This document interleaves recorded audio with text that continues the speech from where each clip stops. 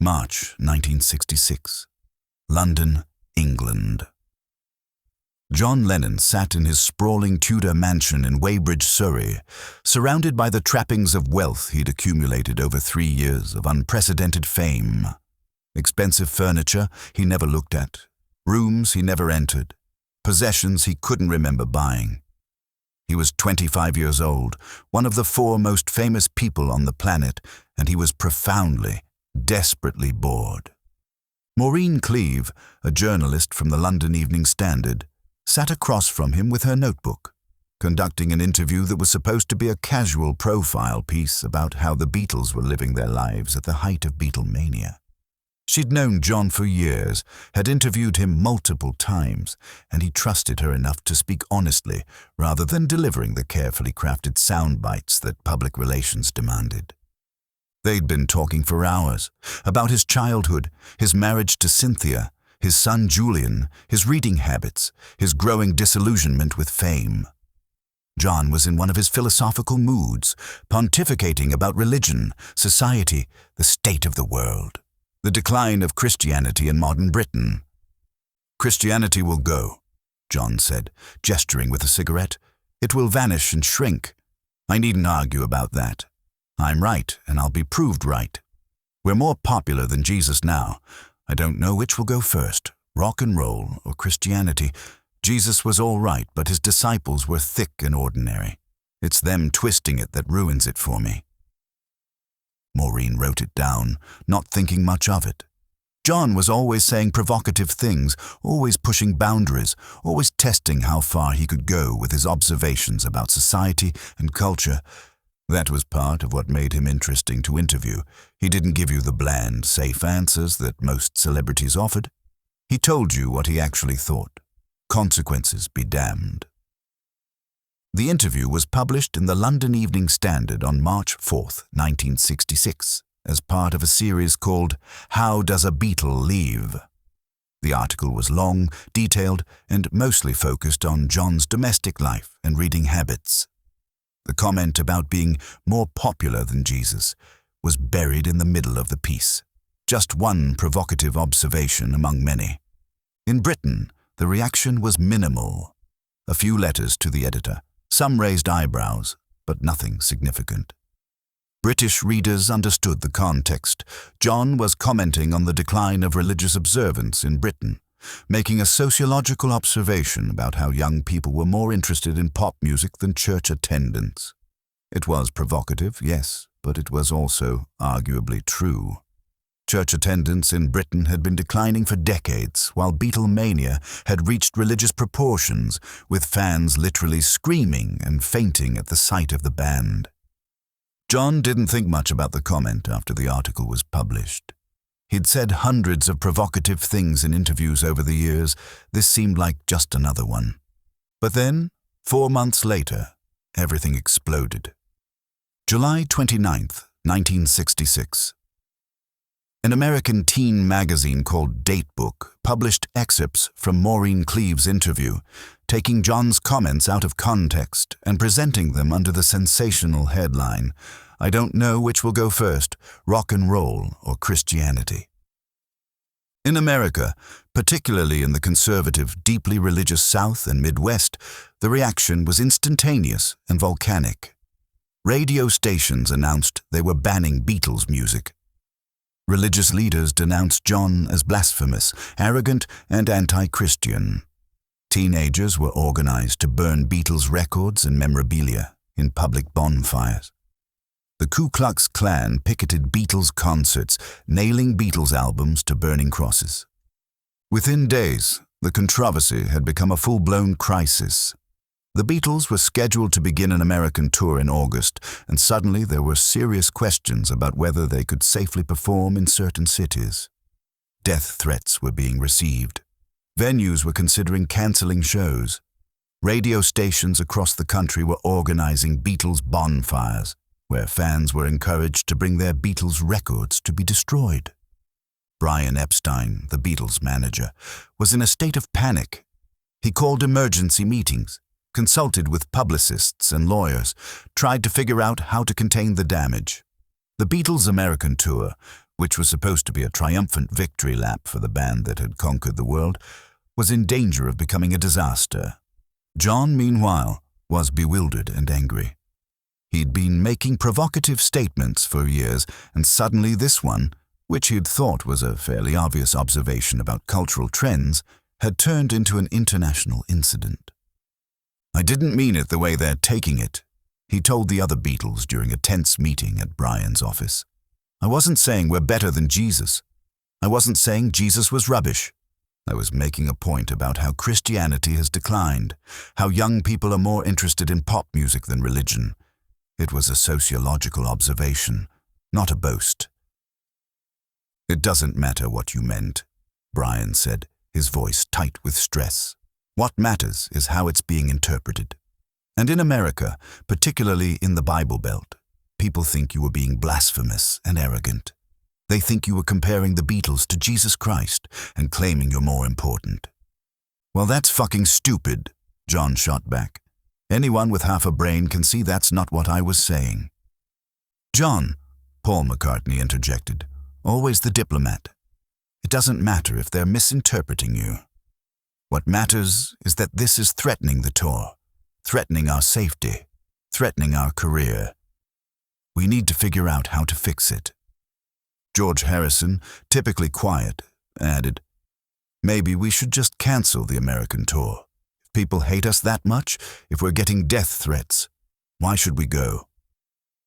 Ringo Starr, the most easygoing of the four, looked worried. "Can we cancel? What would that do to us?" Brian shook his head. "Canceling would be a disaster. It would look like we're admitting guilt, like we're running away. It would damage our reputation permanently.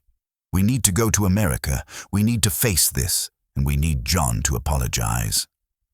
The word hung in the air like a bomb. Apologize. John's face darkened. Apologize for what? For telling the truth? For making an observation about society? For offending people, Brian said. For causing this controversy. For putting the band in danger. "John, I know you don't want to do this, but we don't have a choice. If you don't apologize, the tour will be a disaster.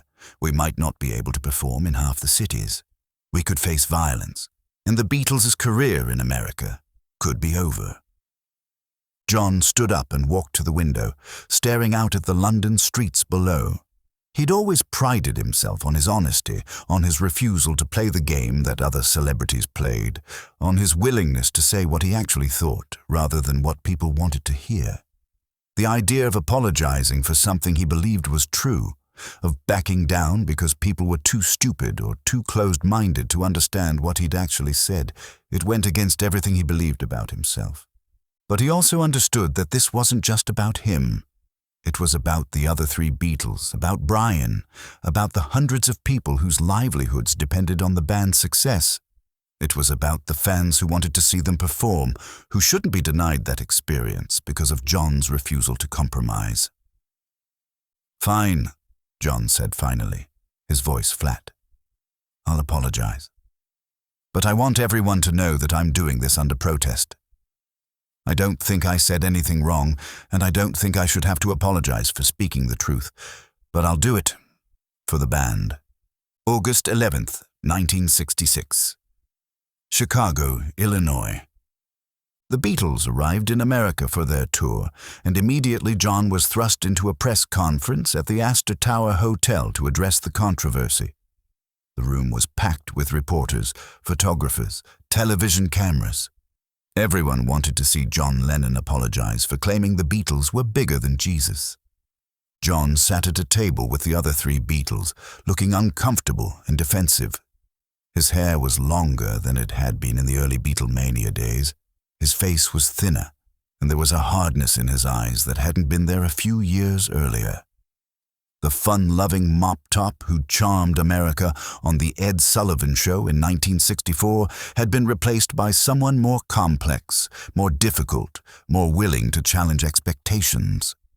The reporters fired questions at him, most of them hostile, most of them demanding to know how he could have said something so offensive, so blasphemous, so arrogant. John's initial responses were defensive. "I'm not anti-God, anti-Christ, or anti-religion," he said. "I was not saying we are greater or better than Jesus Christ as a person, or God as a thing, or whatever it is. I just said what I said, and it was wrong, or was taken wrong, and now it's all this." But the reporters weren't satisfied. They kept pushing, kept demanding a clearer apology, kept asking if he was sorry. Finally, clearly frustrated, John said, "If I had said television was more popular than Jesus, I might have got away with it. I just happened to be talking to a friend, and I used the word Beatles as a remote thing, not as what I think, as Beatles, as those other Beatles like other people see us. I just said they are having more influence on kids and things than anything else, including Jesus. But I said it in that way, which is the wrong way." The reporters pressed harder. Was he apologizing? John's face showed his internal struggle, the desire to stand by what he'd said, warring with the practical necessity of diffusing the situation. "I'm sorry I said it, really," he finally admitted. "I never meant it to be a lousy anti-religious thing. I apologize if that will make you happy. I still don't know quite what I've done. I've tried to tell you what I did do, but if you want me to apologize, if that will make you happy, then okay, I'm sorry." It was one of the most reluctant, grudging apologies in the history of public relations. John was clearly furious at having to do it, clearly believed he'd done nothing wrong, clearly resented being forced to back down. But it was enough. The press conference was broadcast across America, and while some religious leaders remained critical, the immediate crisis began to ease. The tour went forward. But the experience left deep scars on John Lennon. He'd been forced to apologize for telling what he believed was the truth. He'd been threatened, vilified, and forced to back down by people who deliberately misinterpreted his words. And he'd learned that fame came with limits, that there were things you couldn't say, that honesty had consequences. The 1966 American tour was the Beatles' last. They performed their final concert on August 29, 1966, at Candlestick Park in San Francisco, and then they never toured again. There were many reasons for that decision. The exhaustion of constant touring, the impossibility of hearing themselves play over screaming fans, their desire to focus on studio experimentation, but the bigger-than-Jesus controversy was certainly a factor. John had experienced firsthand what it meant to be a target, to have your words twisted and weaponized against you, to face death threats and organized hatred because of something you'd said. The fun had gone out of Beatlemania. The innocence was gone. And John, more than the other Beatles, felt that loss acutely. In the years that followed, John rarely spoke about the controversy without bitterness. In a 1970 interview with Rolling Stone, he said, "I was just stating a fact, and it's true more for England than here. I'm not saying that we're better or greater, or comparing us with Jesus Christ as a person, or God as a thing, or whatever it is. I just said what I said, and it was wrong, or was taken wrong. And now it's all this. But I'm not anti-God, anti-Christ, or anti-religion. I was not saying we are greater or better." Even 4 years later, he was still defending himself, still insisting that he'd been misunderstood, still angry about having been forced to apologize. In a 1971 interview, John was more candid about his feelings. They were burning Beatles records in the States. They wouldn't play our music. They were organizing bonfires. The Ku Klux Klan was after us. And for what? For me making an observation that was demonstrably true, that young people in the 1960s were more interested in rock music than in going to church. But I had to apologize, had to grovel, had to pretend I'd said something terrible when all I'd done was tell the truth. The interviewer asked if he regretted making the comment. "I regret the way it was used against us," John said. "I regret that it gave ammunition to people who wanted to attack us anyway. But I don't regret the observation itself, because it was true. Christianity was declining. Church attendance was falling. Young people were looking to music and culture for meaning rather than to organized religion. That was reality. But apparently, you're not allowed to talk about reality if it offends people's religious sensibilities. In his final major interview, given to Playboy magazine in September 1980, just a month before his death, John reflected on the controversy with the perspective of 14 years' distance. The reaction to my comment about Jesus showed me how dangerous it is to speak honestly in public. I wasn't trying to be provocative. I wasn't trying to insult anyone. I was having a conversation with a journalist I trusted. And I made what I thought was an interesting observation about cultural trends. Then suddenly, I'm public enemy number one. I'm getting death threats. People are burning our records, and I'm being forced to apologize for something I don't think was wrong. That experience taught me that fame is a prison. You can't speak freely. You can't be honest. You have to constantly monitor yourself, constantly worry about how your words will be interpreted, constantly fear that something you say will be taken out of context and used to destroy you. The interviewer asked if that experience had changed how he approached public statements. It made me more careful, John admitted, but it also made me more determined not to be silenced. If anything, the bigger-than-Jesus controversy pushed me toward being more political, more outspoken, more willing to use my platform to say things that needed to be said. Because I realized that if I was going to be attacked anyway, if people were going to misinterpret my words anyway, then I might as well say things that mattered. That's when I started writing songs about peace, about politics, about social issues. That's when I stopped being just an entertainer and started trying to be an artist with something to say. Looking back from the perspective of history, John's observation was not only accurate but prescient. Christianity, particularly in its institutional forms, has continued to decline in the Western world. Church attendance has fallen dramatically. Young people increasingly identify as non-religious or spiritual but not religious. Popular culture, music, movies, social media, has indeed become more influential in shaping young people's values and identities than traditional religious institutions. John Lennon was right. The Beatles in 1966 were more popular than Jesus among young people. That wasn't blasphemy. It wasn't arrogance. It was simply an observation about the changing nature of culture and belief in the modern world. But being right didn't protect him from the backlash. It didn't prevent the controversy. It didn't save him from having to apologize for telling the truth. And that, perhaps, was the real lesson of the bigger-than-Jesus controversy.